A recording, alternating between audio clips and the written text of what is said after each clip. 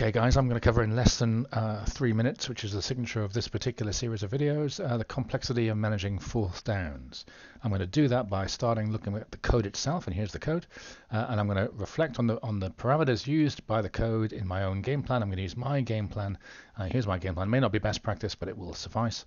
And then we're going to drill into some of the detail that's caused confusion in the past. So starting with the code, at the top of the code here, it's just managing the chance of the kicker making the field goal. The key check here is whether or not the chance I've set in my game plan. Let's just look at my game plan, game, special teams. Here's the field goal percentage 30. So it's basically asking, is the chance of me actually making that field goal bigger than the chance I've set of 30? If it's bigger than 30, I'm going to try field goal. Otherwise, I'm going to punt. At that point, irrespective of whether I punt or field goal, I'm going to go and check whether I'm going to do a fourth down. This is the key part of this particular video. So first check is the simple one, which is in my offensive game plan. I'm sure you'll recognize it.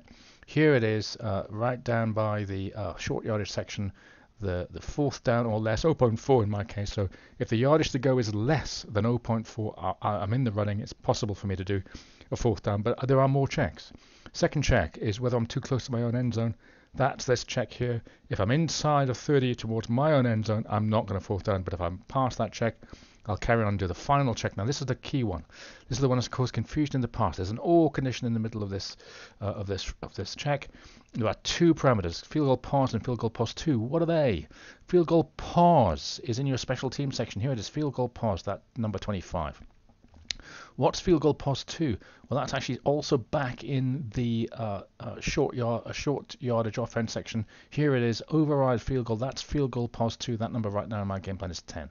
How do they work? Let's just look at a simple slide to show how they work. For the field goal pause to be checked correct, then the distance from the end zone, here's the end zone, has to be bigger than field goal pause.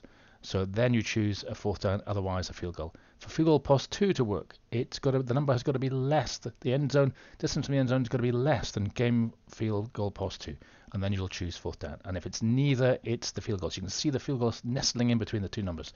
You can play with these values in your game plan. You can squeeze them together. So actually, chance of field goal is pretty much 0.